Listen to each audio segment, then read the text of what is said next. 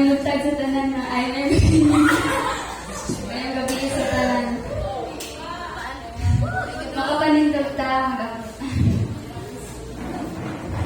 Ginoong Diyos nga labing kamhanan ang panipasalamatan ka rin nga kagustuhan, Lord. Salamat kaayo. We continue to honor you. We continue to praise you. We continue to adore you, Lord God, in this place.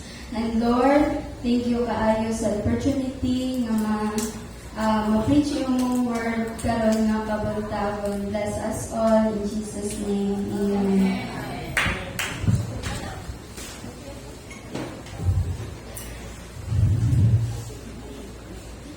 So, ang title sa akong i-tulo karon is Develop Your Confidence in God.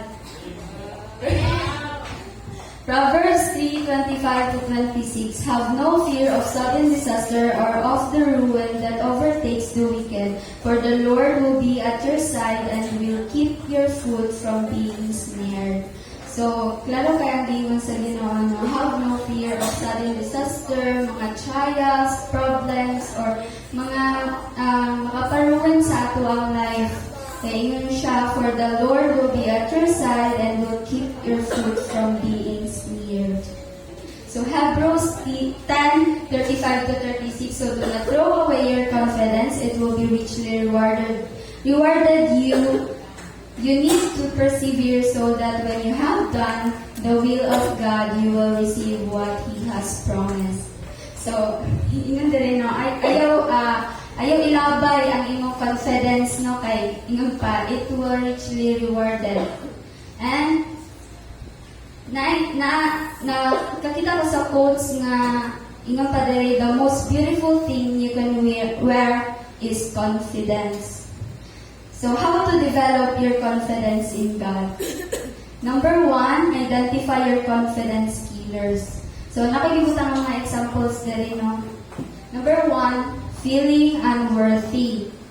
Number 2, constantly overthinking. Surrounded by negative people. Dramatizing everything. So, ignay mong katapa, di na ta magdrama-drama igsoon. Telling yourself you're not smart enough, living in the past. So, ginabalik-balikan na itong mga past na nahitabo sa una bitaw nga dili ta maka-overcome. So, and counting your failures.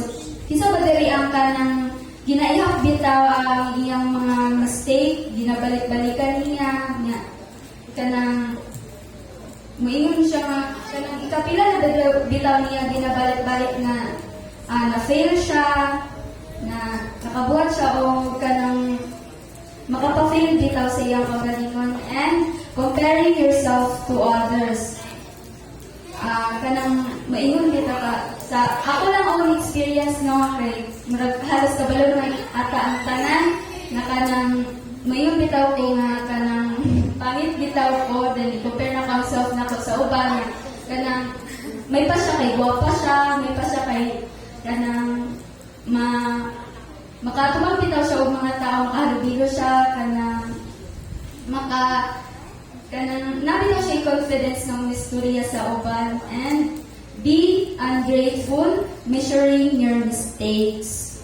And, so, fight all your confidence killers in paso. So 1 Peter 5:7, cast all your anxieties on Him because He cares for you. So tanan ng mga kahadlok na to, tanan na to mga kabalaka, tanan na to problema, isalig lang nato sa Ginoo because He cares for us. Number 2 is obey God to build confidence. Ngayon pa sa James 1:22 to 24, do not merely listen to the word and so deceive yourself.